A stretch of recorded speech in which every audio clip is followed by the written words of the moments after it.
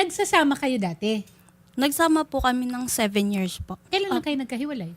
July 8, 2025 po. Last year lang. Opo. At Pero 2024 po, wala na po. Kakalabuan na. Mhm. At sa anong kadahilanan naman?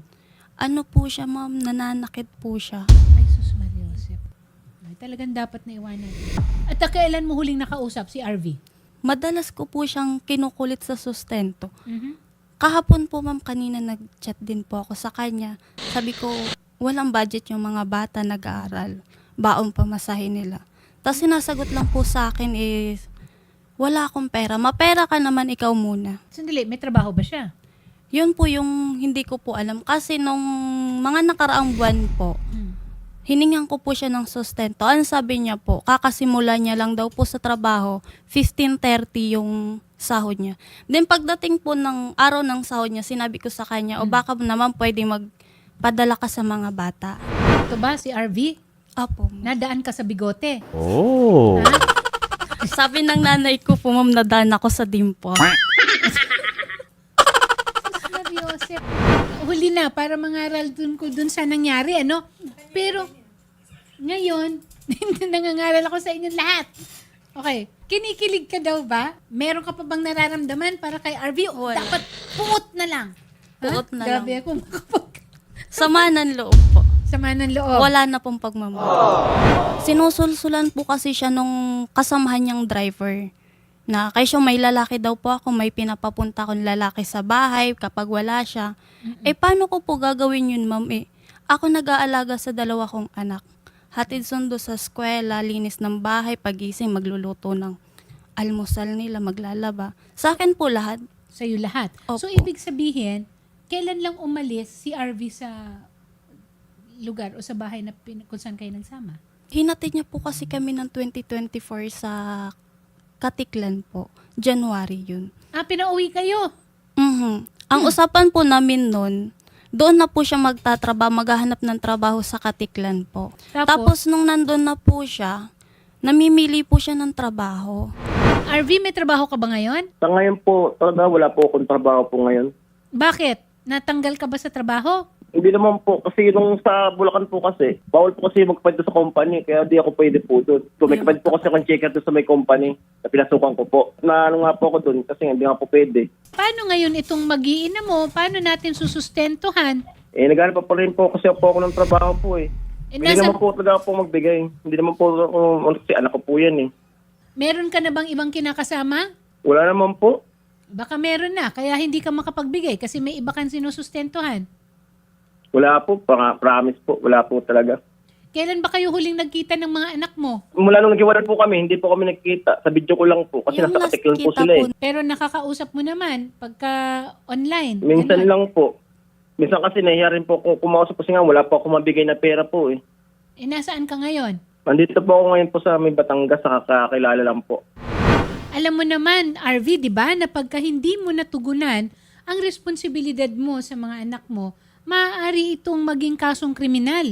Opo ma'am, alam ko naman po. Saka hindi ko naman po papabayaan yung mga anak ko kasi anak ko po yan eh. Ma'am, may kasunduan na po kami niyan sa barangay, sa Bausi po, na magbibigay po siya weekly 2,500. Nagbigay po siya nung August to September, din October po. Laylo po siya sa pagbibigay. November, December po.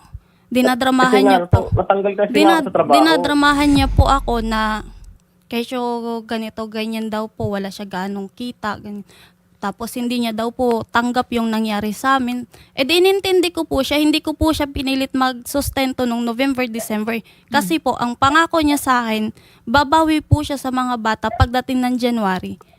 Pero wala ring nangyari. Wala po, simula January hanggang ngayong June, 4,000 lang po yung binibigay niya. Ang totoo po talaga niyan po.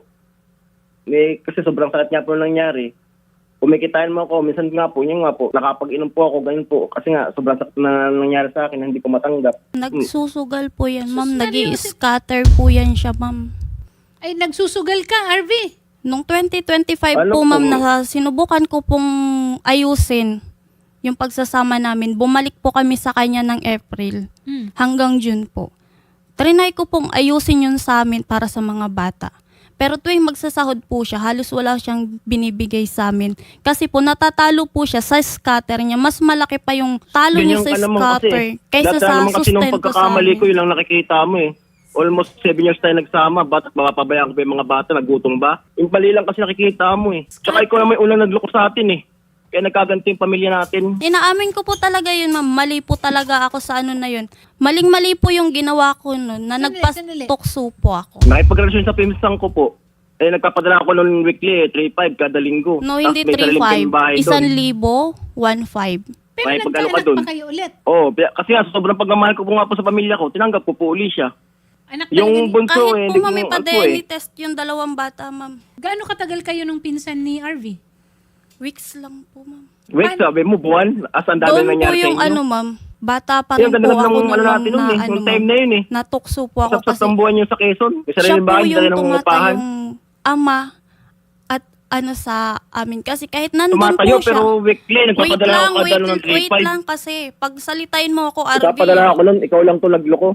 Bagong panganak Eh, ako, paano nasan ko ka? makakauwi nung time na yun kasi nga quarantine? Alangan makauwi agad Wala ako nun. pang quarantine Ikaw naman nun. kung hindi mapakali, nagpahanap ka agad ng iba. Umuwi Kaya hindi ka ako kahit may makauwi. check-up ako. Ano, sino pinapasama mo sa amin? Mag-ina na dapat ikaw. Yung pinsan mo, yung nanay mo. Bagong panganak ako. 3 days pa lang. Ang lakas ng ulan, nasan ka? Nandun sa kapitbahay, nakikipag-inuman habang ako nasa labas. Kinukuha yung mga sa sampay. Tapos tatawanan mo ako, sisigaw ka, kaya mo naman pala. Apakay Nakapanganak ka responsable naman nung mo. time na yun, saka ka nagloko. Nakapanganak ka nung time na yun, saka ka nagloko ah. Wala, RB, mga 7 months pa. Wala yun. Dami mo alam eh. Kaya pinamin sa akin ng pinsan ko na ganyan ka na kasi pinampas mo pa ako ng bote ng empilate. Lalo yung siko ko. Kaya sinabi na rin sa akin ng pinsan ko, sinawa sa akin. Kasi ganyan ka na sa akin. 7 years ago ito, tama ba? May 7 taon nang nakaraan. Mga 6 years na nakaraan, RB. May anak na kayo. Opo, ma'am. May isa na po kaming anak. Okay. Nakaraan na, nagkapatawaran. Opo. RV, ang assumption ko, pinatawad mo kasi nagkaanak pa kayo ulit. Nagsama kayo. Oo, kasi nga sobrang pagmamahal ko nga po sa pamilya ko, naawa ko sa anak ko.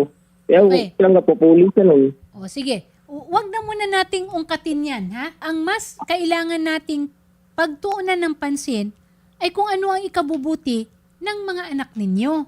7 years old at saka 4 years old. RV, hindi pwedeng babalik at babalikan mo yung mga nakaraan na kasalanan kasi hindi Opo tayo ma'am, pasensya na po. move on, di ba? Pasensya Alam na mo, po. Arbe, Mm. kahit anak mo Pasensya na sinusumpa ka na, ano sabi ng anak mo sa amin nung mga nakaraang linggo? Mama, i-block mo na yan si Papa. Wala nang kwenta yan. Hindi yan nagpapadala sa amin. Puro lang siya pangako. Eh paano nga? Mama, Eh, hindi paano na nga namin kumakain kailangan kasi ng sobrang sakit na tatay. nararamdaman Ikaw yung ko? kailangan namin kasi ikaw lagi nandyan. Ikaw lagi yung nagpapadala.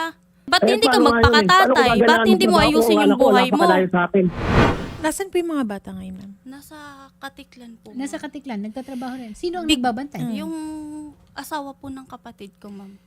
O bibigyan namin kayo ng chance mag-usap muna. Hindi na siguro as mag-partner or as mag-ex, pero ang sinasabi ni attorney, mag-usap kayo para doon sa mga bata kung anong plano nyo. Marami kayo pinipilit dito magbalikan, ma'am. Hindi naman po. Lagi ko po yun siya, ma'am, kinakausap ng tungkol sa sustento ng bata. Kasi hindi niya na po kaya yung 2-5 weekly. Sabi ko sa kanya nitong mga nakaraang buwan. Sabi ko, sige, magbigay ka kahit 3-5 lang naman, 15-30. Mm. Tapos wala pa rin po, ayaw niya pa rin po, ma'am. So kung meron Paano na nga kayo... wala akong trabaho? Eh, anong Okay. gagawin ko? Wala akong trabaho. Wala, Ang magnakaw ako. laki-laki ng katawan mo, bakit hindi ka magtrabaho? Eh, na nga eh. Napakamalas ko nga. Once na nawala kayo sa akin eh. Alas di ko na alam Oo, ang gagawin ko. Akala ko ba, napakaswerte mo, ako yung malas sa'yo. Simula nang umalis ako sa buhay mo, naging swerte ka. Eh bakit sinasabi Yung mo anak ko, ngayon malas sinasabi ko, ka? Hindi ikaw. Yung anak ko nawala sa akin, alas wala na akong ano sa buhay Bakit? ko. Oo, mahal kita eh. Wala eh. Masisira Paano hindi mawawala sa iyo yung mga anak mo? Ikay napakawalang kwenta mo. Tatawag ka sa mga anak Yan na- mo, kaharap yan na mo naman alak, nakikita mo kaharap sa mo akin, pero barkada. almost tayo nagkasama. Sasabihin mo sa mga anak mo, Bakit tayo mambababae nakikita mo? ka, kung matinong tatay ka. So sinong anak mag-i-stay sa'yo? Kung ganyan ka? Nagsalita ang matino ah. Alam ko hindi ako matino. Oo, di namin mo rin. Tama rin naman na hindi rin naman natin pwedeng pigain ng bato. 'Di ba? Pero maghanap ka, Oo nga po. umeffort ka, RV, na makahanap ng trabaho. Pag hindi ka nakapagbigay ng sustento, kakasuhan ka. Opo, ma'am. Nagtatrags Ganun din lang po yan, ma'am eh. Huli naman po ako. Ha? Nagda-drugs anak ko po yan, ma'am. Wala kang Nag-positive di po po yan noong magbigay 2021. Nako, DSWD ang kailangan ni RV at saka ni Jinly. RV, ganito ha, basta paghandaan mo na lang, bibigyan ka naman ng pagkakataon na magpaliwanag din. Pero, Opo, mas ma'am. mabuti na nasa korte ng usapan para kwentas klaras. Okay? At Opo, gagamitin rin yung kung ano man ang naging usapan ninyo at pag-aayos ninyo Opo, na ma'am. nagpirmahan kayo sa barangay. Okay? Pero ang Yun naman po, obligasyon mo, RV, hindi mo pwedeng iwasan. Okay? Ganun lang yun. Opo, ma'am, pangako po yan. Doon na, diretso na tayo, korte na. Sir RV, thank you very much po. Magayon din po, Ma'am Jean Lee.